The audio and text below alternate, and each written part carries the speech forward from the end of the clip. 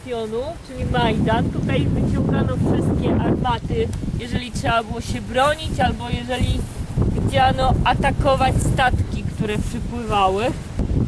I z tej strony widzimy, że fosy nie trzeba było kopać, no bo mamy martwą Wisłę. Wtedy jeszcze była normalna Wisła, bo wpadała prosto do morza. Mówiło się, że Gdańsk jest drzwiami do Rzeczpospolitej. I jeżeli Gdańsk jest drzwiami do Rzeczpospolitej, to twierdza Wisłoujście jest kluczem do tych drzwi. No tak, zgadza się. O, już mi się podoba. To może ja pokameruję, a tu pan spróbuje naładować armatę. Tak, jasne, że tak.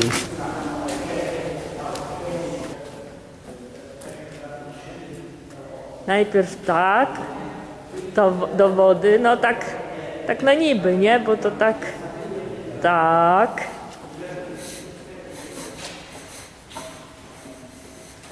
I co dalej by pan zrobił teraz? Teraz pan wyczyścił, schłodził pan, teraz trzeba... To było czyszczarka, to nie było ładowarka? To jest ładowarka, tak? Tak. Nie mam amunicji. No.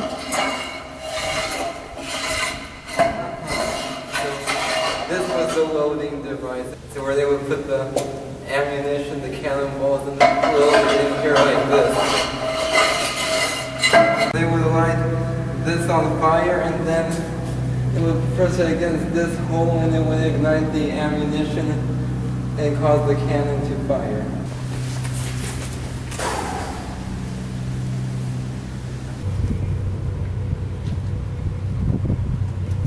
Right here you can see some traditional fishermen's huts, and people actually live in these. These are actually people's houses, but a beautiful color. Traditional fishermen's huts. From the Wisloujscie Fortress you can take a bus to the nearby Westerplatte, which is another important monument in Gdansk, and that's what I'm doing next. It turns out I misread the bus schedule, and the next one isn't coming till a lot later, so it looks like we're walking. I'm not sure how far it is, but we'll see.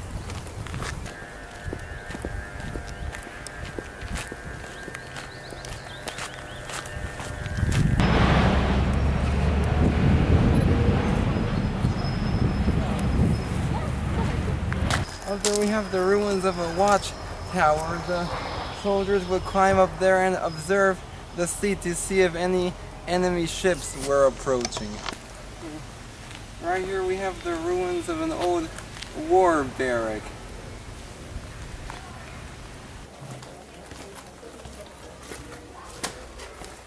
This is all bomb damage right here. You can't come to Gdansk and not visit this place. This is Westerplatte, and it is here that on September 1st, 1939 at 4:45 a.m. the first shots of World War II were fired. At dawn on September 1st, 1939, the German battleship Schleswig-Holstein opened fire on Polish ammunition dumps in the free city of Gdansk. Although the Germans expected the capture of Westerplatte to take a matter of hours, the 182-man garrison under Major Henryk Sucharski resisted for 7 days, their heroism becoming a symbol of Polish resistance in the struggle against the Nazi invasion. Today, ruined barracks and concrete bunkers bear witness to that struggle. In 1966, this huge monument was unveiled as a memorial to all those fighters who died defending the Polish coast.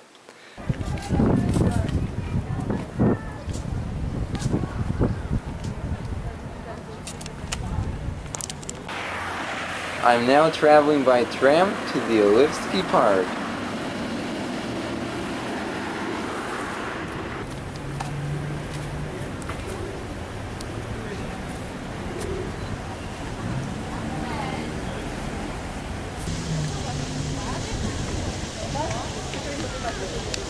Wow,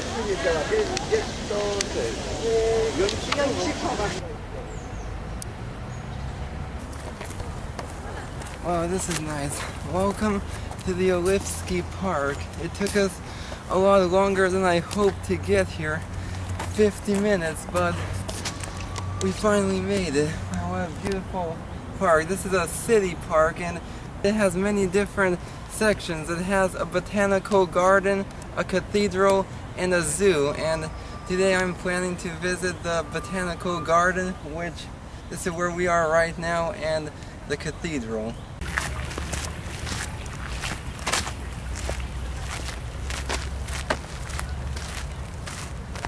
This is the park's famous tree tunnel. As you can see, it's a tunnel made entirely from trees. It's a really fun area and it's one of the park's most interesting and coolest attractions.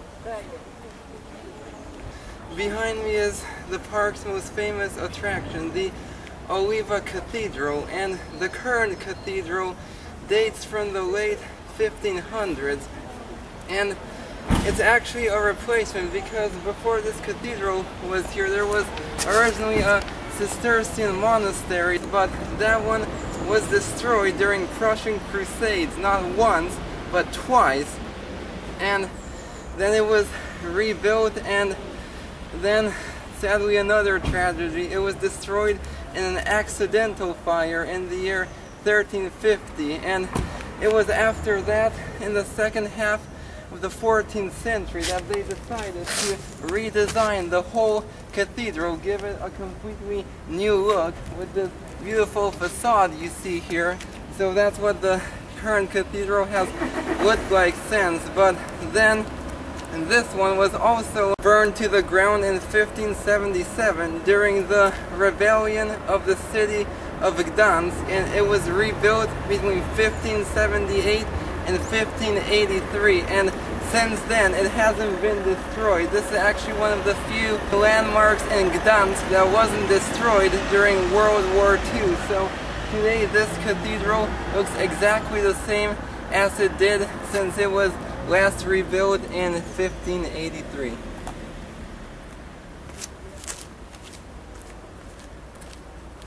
Elle a un remarquable mécanisme. Quand on est dans le soleil mouvant, des étoiles et des statues d'anges jouant de différents instruments. Behind me is the tomb of the Coast royal family, and the tomb was sculpted in the year 1599 by William Vandenblock. Up here is the cathedral's beautiful organ loft. It's probably the star attraction of this cathedral, and as soon as I got in here they actually announced there's going to be a 20-minute concert on these organs that starts at 12, so in about 2 minutes, so I might stick around a bit and listen.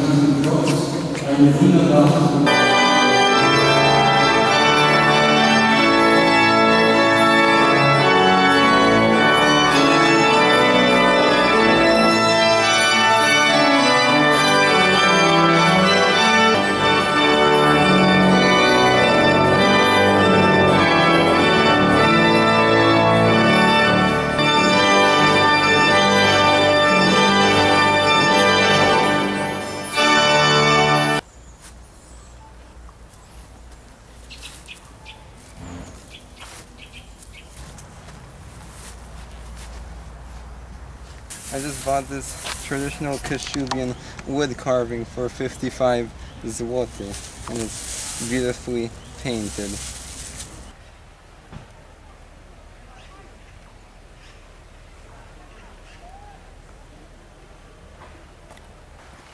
This is nice. I'm in the coastal neighborhood of Brzezno, and right here we have the Brzezno Park. It's basically a small city park, and it's a really nice place to come if you're looking for a little bit of nature in the city. Just off the main path you can see some Prussian war bunkers which were built in 1896.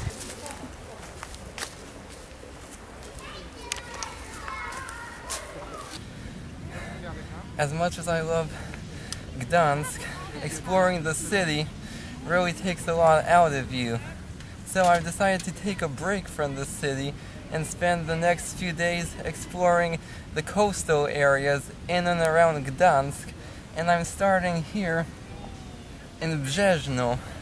This is a really popular area both for tourists as well as locals looking to take a break from the city and take a dip in the Baltic Sea. This is where they come. And this is actually a really long beach.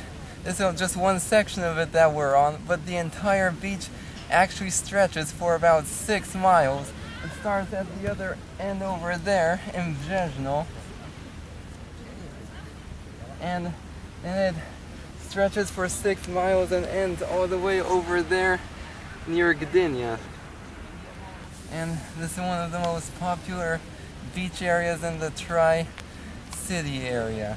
Last time I swam in the Atlantic Ocean 2 years ago. Last time I swam in the Baltic Sea 13 years ago.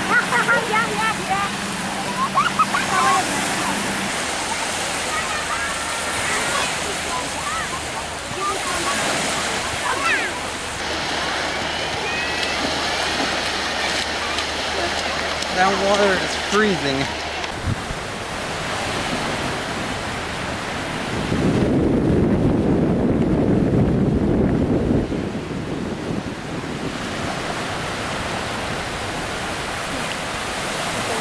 Hungry, and the good thing about this place is that there are a lot of restaurants here for tourists. So I ordered some food. This is called a zapiekanka. It's a traditional Polish fast food. They sell it on the street everywhere, and it's cooked on a long baguette, about a 12-inch baguette, and you can have anything you want on it. It's kind of like a pizza. I like mine with mushrooms, so I ordered 2 of them. That's how much I love them. This is my favorite Polish food.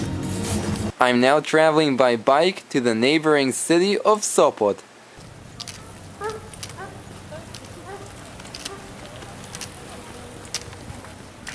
A fun way to get around the Tri-City area is by bicycle.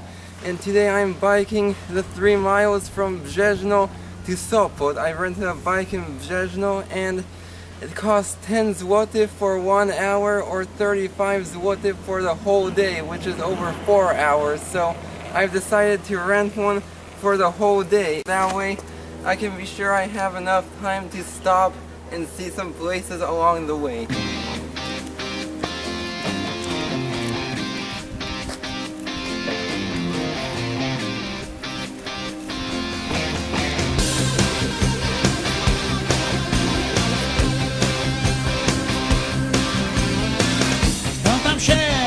Uczę się wciąż o północy.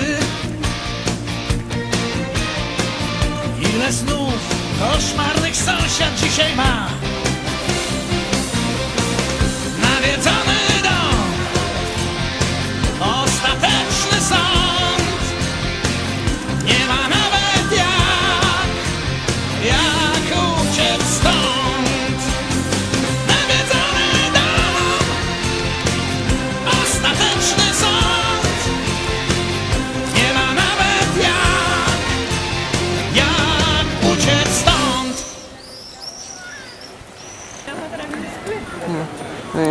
Right here we have an old lighthouse.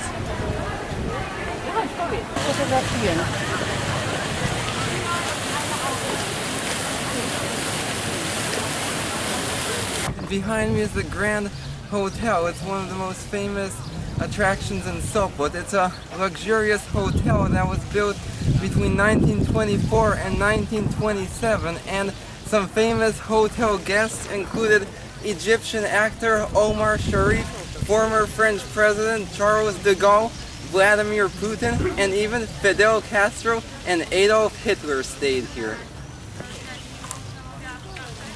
Behind me is the Sopot Pier, one of the most famous landmarks in Sopot, if not the most famous. It was built in the year 1827 and at 1,678 feet is the longest wooden pier in Europe.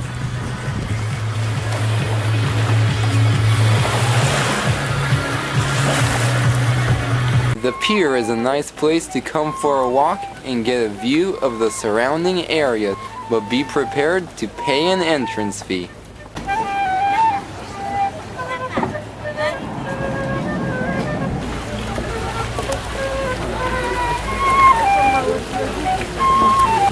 There are over 38 million people in Poland, and most of them like to spend their summer vacation on their own coast.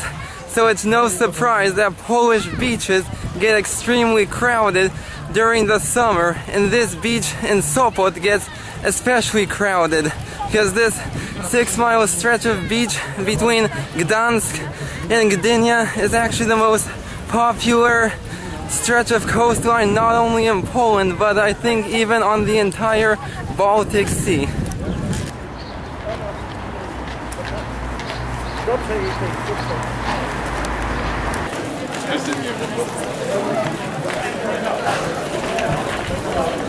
This is the town's Monte Cassino Street. It's the most beautiful street in Sopot.